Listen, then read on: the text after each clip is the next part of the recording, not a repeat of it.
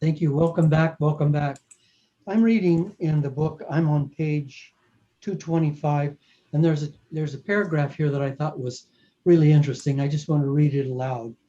If you're trying to buy a house, for example, you need to save for a down payment, look for a house, get a loan, go through the application process, beat out other buyers, and then spend 30 years dragging your body back and forth to work through space and time, trying to pay it off.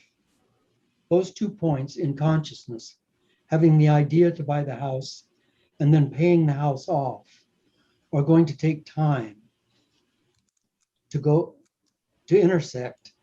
In a similar way, if you want a new relationship, you might go online, set up a profile, scroll through the countless other profiles, make a list of people to reach out to, contact each one, eventually go on many dates in hopes of finding someone intriguing.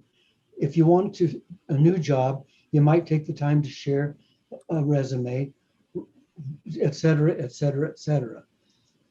And the reason that I think that's an important paragraph to read is because if we if you will do what this chapter is asking us to do, what this in fact whole book is asking us to do, then you come into a timeless, spaceless area of your life where all time and all space are present as one, and you are in that. All other beings, um, biological, mineral, trees, it doesn't matter. You merge with all other beings in that timeless space. That doesn't have to happen after you die. And so, what I'm saying is, please excuse me. You want to buy a house? Don't don't tell yourself, oh, this is going to be a big, laborious, oh my God, I don't know how I can do it deal. You can create miracles. You're a miracle worker. You can create a miracle. You don't have to go through the laborious, get up in the morning and go to a job you hate for 30 years, and then they give you a golden colored watch, and then you can go get your RV and your heart attack. You don't have to do that.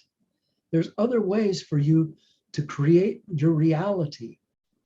When you go into that timeless, spaceless void, you become the creator. And then you can create what you want in this time, in this space, now. Sound like something that's impossible? It is impossible. It is absolutely impossible in this realm, in this day-to-day realm. But we're not talking about this day-to-day realm. We're talking about a realm far beyond here. So I'm going to ask you to meditate again with me. This time I'm going to take you into a little different place. So if you will, just relax, close your eyes, get in that meditative place, breathing in through your nose and out through your mouth, and just relax. Just relax. Relax. Relax. And now go into your higher mind. And if you say, I don't know how to get into my higher mind, it's all right. Just pretend you're in your higher mind. You will be in your higher mind. It's just that your ego will think it's pretending. Just pretend to be in your higher mind. Pretend to have your consciousness above the top of your head. Just pretend. And stay in that space. And watch your breath coming in and going out. Just watch your breath. Nothing else to do. Just watch your breath. Don't do anything else. Stay in your higher mind and watch your breath.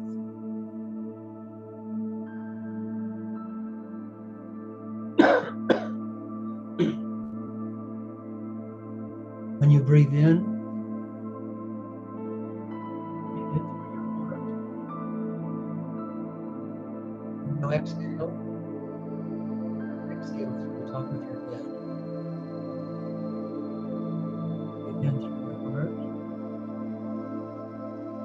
Exhale through the top.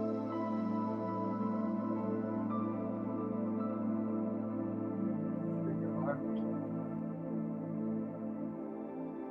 Exhale through the top of your head.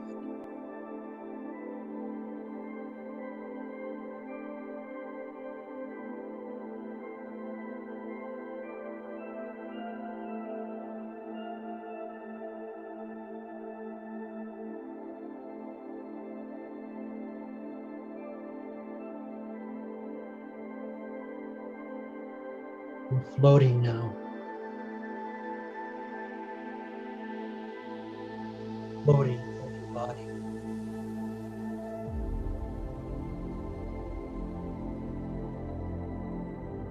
Yes, you can still feel your body, but your mind and you and your consciousness, your spiritual self,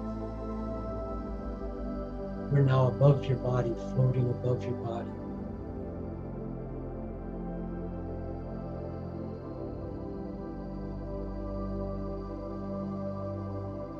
If you say, I can't do that, pretend to do it. Floating above your body.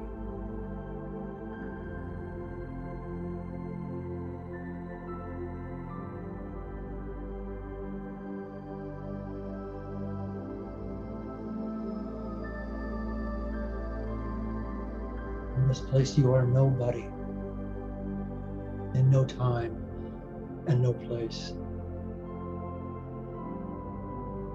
Your spirit, pure eternal spirit.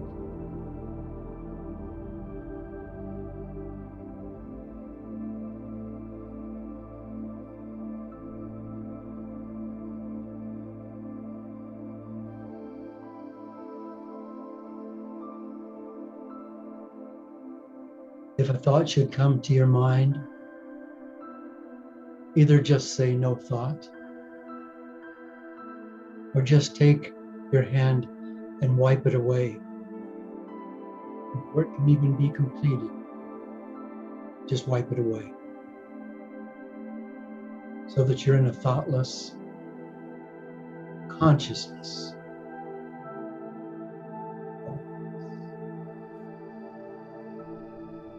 Of time and space being one element. And you are in that element, floating above the top of it.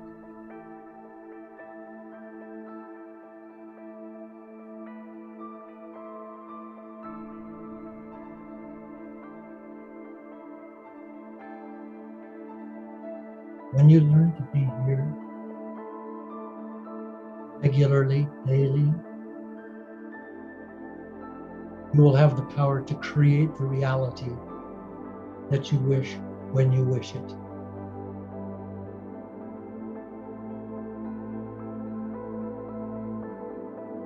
And your ability to create, the power to create from this place above the top of your head, floating into spaceless, is love,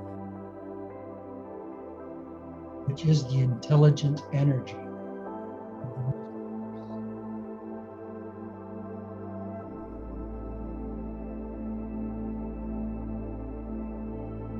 So see yourself, if you will, floating above super love.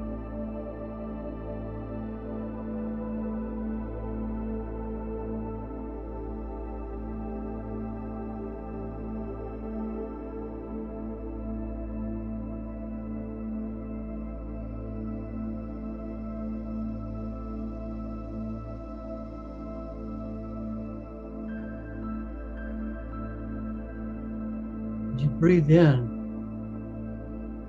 can you feel yourself expanding?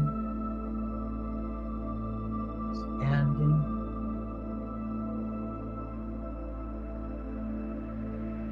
You're no longer a little person.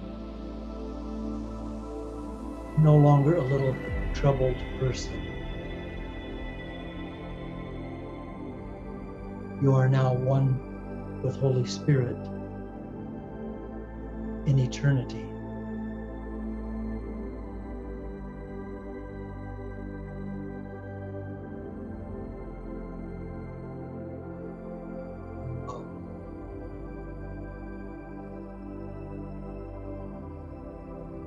Love.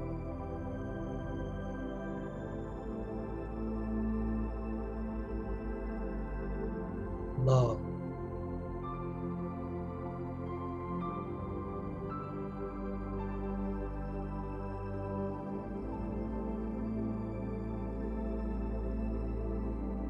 In 60 seconds, you're going to hear the music stop. When that happens, I want you to come back to the room, but I want you to stay in this beautiful place. There's no need to go back into the small place. Stay expanded as you come back.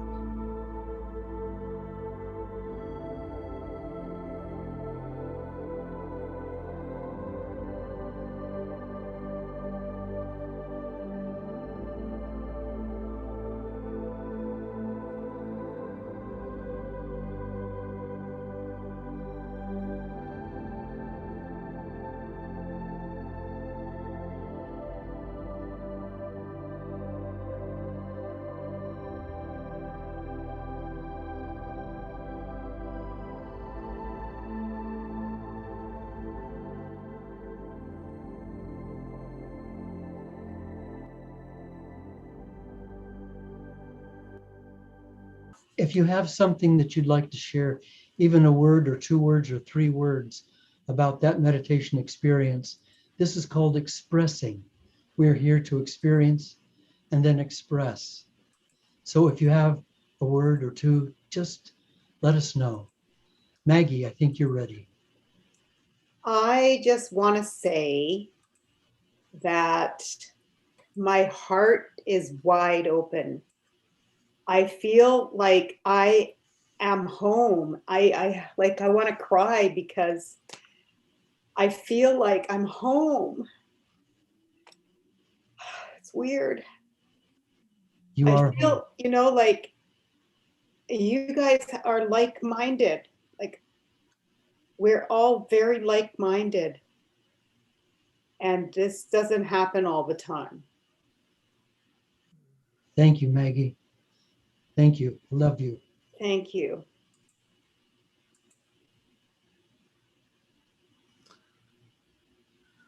Anyone? Lori is coming in, so let's bring Lori up. I love the meditation, and I was thinking today when I was reading that chapter, part of that chapter, and thinking back on Joe's meditations, and it's like, oh, you have to be in the quantum field and be nobody and no mind and no thing, and I do a lot of guided meditation, and to me this was a guided meditation, but I'm there. So I asked a friend today when I was talking to her, I said, do you have to just go to the quantum field? I I explained, I get there where I don't even feel my body. I just feel total consciousness. And I get there through a guided meditation. But then I'm thinking, okay, well, maybe I'm doing it wrong because somebody's talking. So I'm listening. So maybe I'm not no mind, no body as I'm listening. So I don't know. What do you say, Bob? Lori, I'm so glad you brought that up. I'm so glad you brought that up because I want to say something to all of you. And that's that Dr. Joe teaches different meditations in every chapter almost because he's trying to get you to, in a meditative way, see what he's trying to teach. That's not the meditation I want you to follow. That's not. What I want you to do is find a meditation. Lori, you're talking about, you can go there very easily. Find a meditation that works for you, that's gentle and easy and pleasant, and just do it every day. If you go to Google and type in meditation music, you'll find fantastic music that will just carry you away. You can do any kind of meditation you like. And I'd be happy to record a guided meditation, but just do what's easy. Meditate every day, but don't try to do some athletic thing, that requires you to do all this stuff. Just be in God, just be in joy, just be in love. Thank you, Lori. Bob, there was somebody who had their hand raised, and I think it might have been Kayla. I'm not sure. Kayla has now raised her hand. We accidentally lowered somebody's hand. The names were moving in a list, and we hit the wrong one. So if you had your name raised, and then for some reason your hand was lowered, that was an accident. And please raise it again, and we'll make sure that Bob gets to you. For right now, though, let's bring up Kayla. And please, of course, feel free to raise your hand anytime. Hi, Bob. Hi, Kayla. I have a question. When we're moving into our higher minds and we go into that place where there are no thoughts, no words, nothing, and you just become. Okay, so when I was in the book reading, okay, he talked, Dr. Joe was talking about the three, the Newton way of doing things, and and we use our senses to create things on this plane. But can you give me a piece in terms of connecting between the things you want to create and going into that space of being at your higher mind? I mean, I think I do it automatically, but it's like my brain wants more of a connection. Yeah, it's not your brain. It's actually your ego. Okay. And I don't mean that as a negative. We all have our egos, and our egos are trying to keep us grounded down here in our brain. And because that's our identity. So it's trying to keep us in our identity. So if you go to your higher mind and you don't do anything, don't go for any purpose, not to create anything, don't go for any purpose other than to just be in joy. And if you hear music through the ears of your higher mind, it'll come, eventually you'll feel it coming down through your body, and it'll be like a sexual orgasm. Your whole body will be tingling. It's just one of the most incredible things you can do. But don't do it for any purpose. Don't do it for anything. But here's what happens. After you are doing this for a while, that process of your higher mind becomes one with your body, and your whole consciousness is then elevated. And from that consciousness, you can create what you want. You can create what you need. You can just create it. You can just affirm it, envision it, and create it. But don't develop your higher mind passageway in order to be a better creator. It'll come secondary. Yeah. Okay. You've given that works. Because I was certainly it comes down through my body, but I was trying to connect the two things. Thank you. Thank you, Kayla. Randy, was there anyone else? Yeah, we think we've located, and hopefully she still wants to ask the question. We believe that it was Mubina. And Mubina, if you still have a question, please go ahead. Actually, Randy, I was having some issues with my connection, and I pressed it by an error. So okay. I don't have a question right at this moment. But Send you love. Thank you. Okay, so we're going to wrap it up for tonight. And I want to just tell you that, as I said in the very beginning, we're doing this same chapter. We're going to just finish reading this same chapter and looking at those incredible illustrations. Spend some time on those illustrations, because it shows how the vibrations of the mind move, and how we move from different levels. It's the best description in the whole book. The reason that I'm spending 2 full classes on this chapter is because this is the chapter that wraps up the entire book. And just make sure that you really spend some time with it. If you read a paragraph and you say, I don't quite get that, read it again, read it again, read it again, read it again until you get it. Sometimes you read it again and again and again, and you say, oh, I got it right in the beginning. I just thought there was something more there. There isn't anything more there. It doesn't matter. Give yourself the gift of really getting what Dr. Joe says in this chapter. And then next week will be our last week of this 12-week series. So there's another chapter after that called the pineal gland. And then there's another chapter after that. You may read those at your own, in your own time and at your own leisure. The pineal gland, you know, if you're interested in that chapter is filled with information.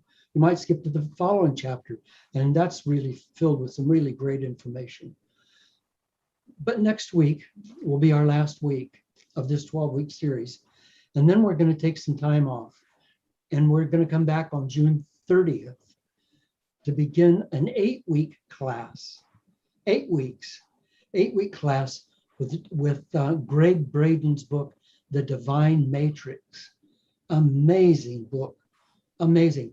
And much, if I might say so, much more straightforward and easy to follow even than Joe Dispenza's book.